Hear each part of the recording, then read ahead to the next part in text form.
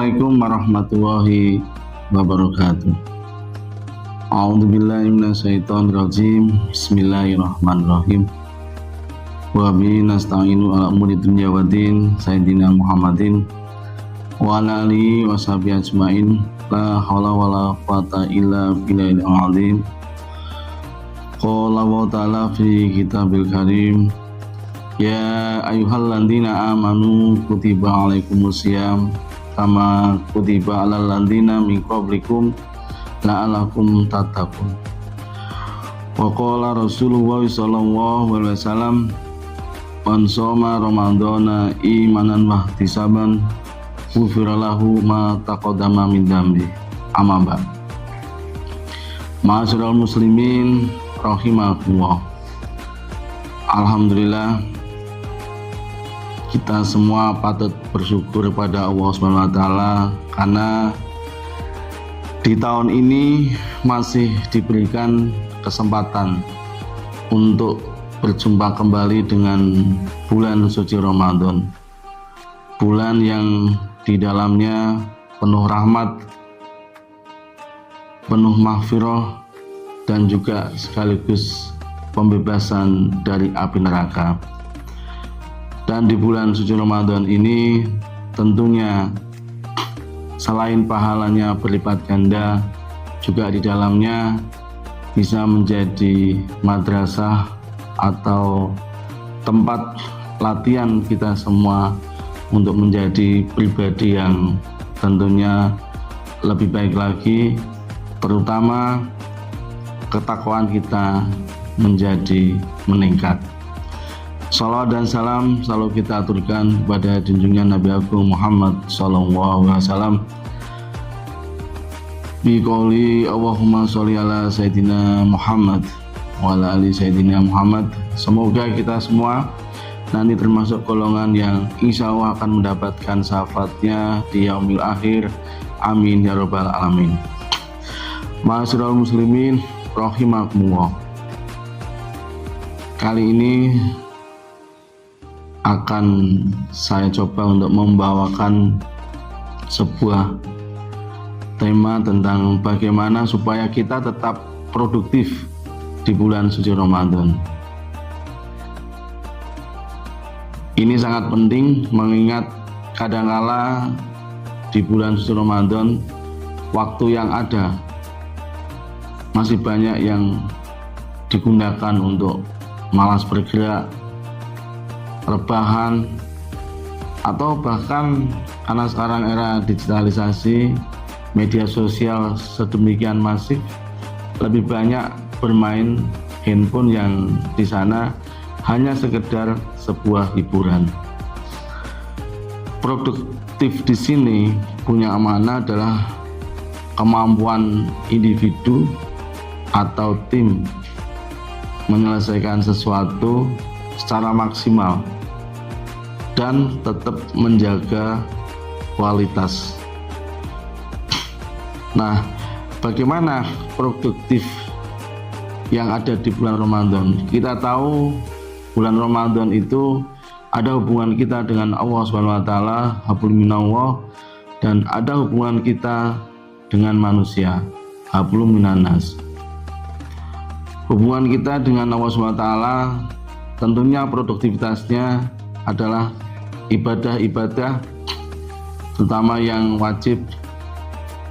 Jangan sampai puasa tapi tidak sholat, karena nanti besok yang dihisab pertama kan tetap sholat.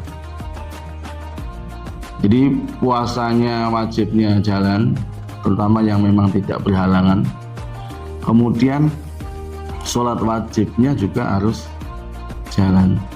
Yang tadinya katakanlah tidak berjamaah, munfarid, hanya sendirian di rumah, kita bisa memulai latihan ketika sebelum tarawih, ya, sholat isya itu kan bisa berjamaah.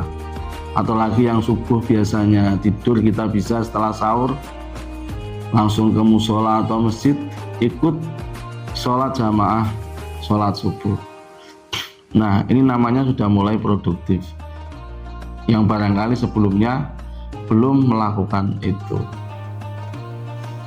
Nah, tentunya tidak hanya sebatas ibadah tadi. Yang tidak kalah pentingnya adalah sholat sunnah muakkad ya, baik sebelum dan sesudah sholat wajib.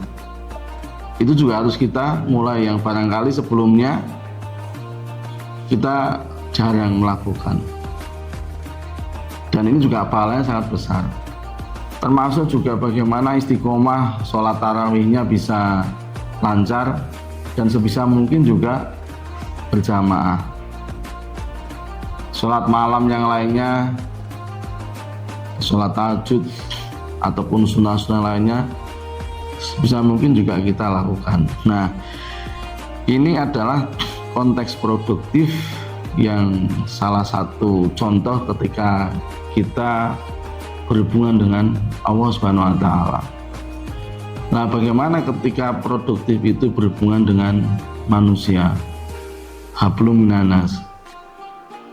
Puasa secara fisik, secara lahir, salah satunya adalah kita supaya bisa merasakan seseorang hamba Allah yang di sana tidak bisa makan secara normal, misalnya hanya 2 kali atau 1 kali. Nah, dengan cara seperti itu, empati kita mulai muncul. Oh, ternyata hanya menahan lapar dari sejak imsak ya sampai maghrib itu nggak mudah, dan kita menjalaninya hanya 1 bulan, tidak seperti mereka yang kebetulan masih diuji sama Allah dalam kefakiran. Dan kita pun masih punya kesempatan setelah buka menikmati yang lauknya enak-enak masih bisa. Nah, ini kita sudah mulai harus berpikir yang berbeda. Nah, letak produktifnya di mana? Ingat bahwa ketika di bulan puasa memberikan 1 orang saja untuk berbuka, baik makanan atau minuman, ini pahalanya sangat besar sekali. Nah, itu juga mestinya sudah bisa dimulai. Dan fenomena yang terjadi berbuka ini yang barangkali perlu kita sikapi ya, lebih banyak ke komunitasnya yang mereka dalam hal ini tidak pernah merasakan kekurangan. Itu boleh-boleh saja, tapi kalau ingin memaknai yang sesungguhnya, maka sekali-kali waktu berbukalah dengan siapa? Anak yatim, orang-orang miskin dipanggil ke rumah, atau barangkali kita yang datang. Itu rasanya jauh berbeda dibandingkan dengan ketika kita bukber hanya dengan teman kita, baik di kantor ataupun mungkin komunitas, mahasiswa ataupun yang lainnya. Itu sangat berbeda sekali. Dan di sana apa yang nanti kita rasakan kebersamaannya juga nanti akan menimbulkan empati yang berbeda, dan rasa syukur kitanya akan menjadi bertambah. Bisa kita bayangkan, kita hanya 1 kali bisa merasakan bagaimana mereka yang selama ini belum dirasakan sekarang bisa dirasakan makanan yang menurut mereka itu jauh lebih baik. Nah, ini hanya sekali. Nah, bagaimana hari-hari lainnya? Nah, inilah yang mestinya juga menjadi salah satu target kita supaya bisa produktif. Hablum minanasnya itu dapat, jadi memaknai puasanya itu bukan hanya sekedar kita pribadi menahan lapar sendiri, tapi kita ada hal lain yang dipikirkan. Nah, selain itu, yang non fisiknya apa? Non fisiknya tentunya berhubungan dengan kita mencoba untuk meredam emosi, meredam hawa nafsu. Yang barangkali sebelum puasa kita begitu dengan bahagianya, senangnya melakukan berbagai macam kegiatan yang berhubungan dengan bisa kemaksiatan, hibah ataupun yang lainnya. Lah, puasa itu dengan perut yang tidak terisi, kita dilatih untuk itu. Nah, produktifnya bagaimana? Kalau misalnya kemarin-kemarin berkerumun kita membicarakan hal lain, sekarang ketika berkerumun maka bicarakanlah hal-hal yang bermanfaat, seperti tadi melakukan kegiatan-kegiatan di Ramadan yang bisa dikerjakan bersama. Katakanlah kita tidak bisa menghatamkan 30 juz, kita bisa berbagi sama teman kita. 30 juz dibagi 5 orang, 6 juzan, itu kan jauh lebih ringan. Dirundingkan lalu khataman bareng. Nah, ini kan nanti menghindari yang seperti tadi. Termasuk juga ketika bicara media sosial, grup-grup yang ada di sana bisa kita list khatamannya ataupun juga yang lainnya.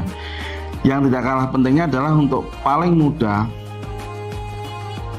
amalan-amalan ringannya sudah mulai dilakukan yang sebelumnya barangkali terlewat. Amalan apa coba? Kita harus paham betul dosa kita selama 11 bulan sebelumnya itu sangat banyak. Itu bagaimana caranya terhapuskan. Walaupun puasa, kalau puasa benar itu kan ada jaminan akan menghapuskan dosanya juga. Tetapi kita harus memperkuat lagi dengan apa? Sering-seringlah membaca istighfar. Jadi itu tadi juga, sehari misalnya 100 bisa enggak, 100 nggak bisa 90 nggak bisa, nanti bisa juga lebih ringan lagi.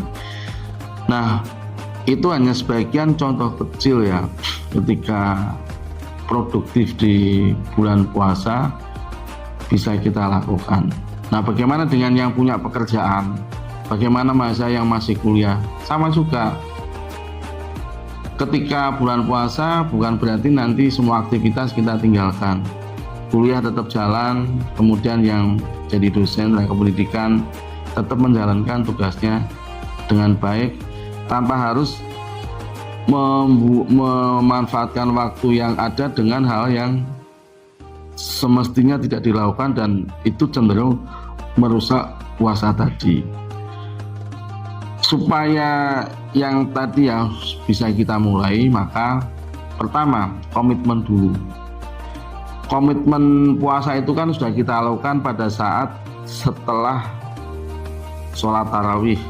Biasanya rata-rata kan di waktu itu kita mulai melafalkan niat untuk puasa. Itu komitmen untuk puasanya. Tapi ada komitmen lain yang harus kita lakukan, bahwa 1 bulan Ramadan ini saya harus khatam 1 juz bisa enggak? Kalau enggak paling enggak bisa khatam satu kali misalnya. Atau lagi misalnya bisa membaca berapa juz. Nah, itu menjadi target. Kemudian istighfar, kemudian berapa yang akan kita berikan kepada orang yang membutuhkan untuk buka puasa. Itu harus jadi komitmen juga. Nah, karena kalau tidak ada komitmen nanti ya mengalir saja, puasa sekedar puasa, tinggal menunggu hitungan hari kapan lebaran, kapan selesai ibadah ini. Enggak seperti itu. Ini pertama ya, komitmen itu sangat penting karena kebanyakan orang hanya melihatnya pada saat niat puasanya saja, tapi tidak diimbangi dengan yang lain. Yang kedua, ini juga jauh lebih penting, bagaimana supaya kita punya target amalan yang ringan dulu, yang kita itu mampu. Saya tadi menyampaikan ini adalah tempat latihan, tempat madrasah. Puasa itu kan ada beberapa level ya. Ada yang memang dia mampunya di menahan lapar dan haus. Ada yang sudah levelnya di atas itu, lapar hausnya sudah terlampaui, dia bisa menghindari hal yang merusak puasa. Nanti ada lagi yang ketiga ini yang jarang sekali. Jadi mulai menahan lapar haus, bisa menghindari hal yang merusak puasa, kemudian mendekatkan dirinya sama Allah. Jadi 1 bulan itu urusannya akhirat lah. Nah, ini yang ketiga. Yang ketiga itu agak susah karena ini mesti urusan dunia banyak ditinggalkan. Kalau seperti kita masih banyak aktivitas di kampus, untuk menuju ke sini itu perlu latihan yang benar-benar tidak 1-2 kali. Nah, minimalnya kita ada yang di tengah. Jadi bagaimana puasa kita itu ini ya, supaya nanti produktifnya bisa jalan ya, tidak cuma sekedar menahan lapar dan haus, tapi sampai nanti menghindari hal-hal yang merusak pahala puasa.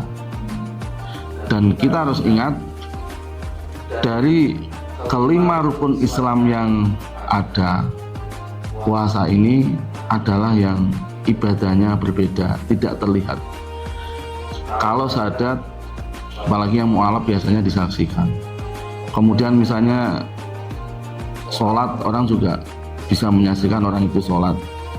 Kemudian yang misalnya lagi zakat, apalagi ketika kita zakatnya di masjid musola ada panitianya, orang juga melihat. Haji apalagi banyak orang yang datang gitu kan. Tapi puasa,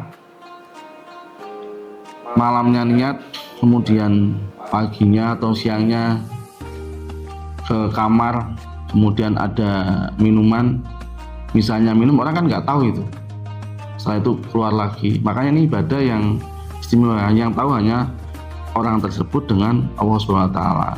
Justru karena istimewanya itu, maka memang puasa ini akhirnya dijadikan sebagai bulan suci yang pahalanya juga berbeda dan berlipatnya juga berbeda. Kemudian nanti berhasil tidaknya tergantung dari orang-orang yang melakukan puasa itu. Ma'asyiral muslimin rahimakumullah, mudah-mudahan kita semua ya termasuk golongan yang bisa memenuhi level puasa yang kedua. Dan saya berharap di kampus ini ya mulailah latihan-latihan dengan ibadah amalan yang ringan-ringan dulu, ketika belum mampu yang berat. Nanti dengan cara seperti itu, pasca lebaran itu akan menjadi kebiasaan tersendiri, dan akhirnya tujuan puasa la'alakum tattaqun, menjadi orang yang lebih bertakwa, akan bisa diwujudkan. Selamat menjalankan ibadah puasa di bulan suci Ramadan.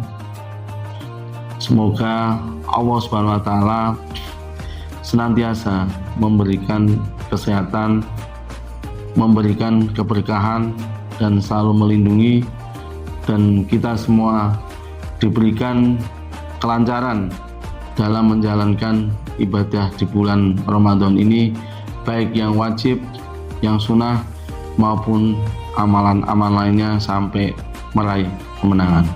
Semoga Allah SWT meridhoi langkah kita semua untuk menjadi orang atau pribadi yang lebih baik lagi dan menjadi meningkat ketakwanya.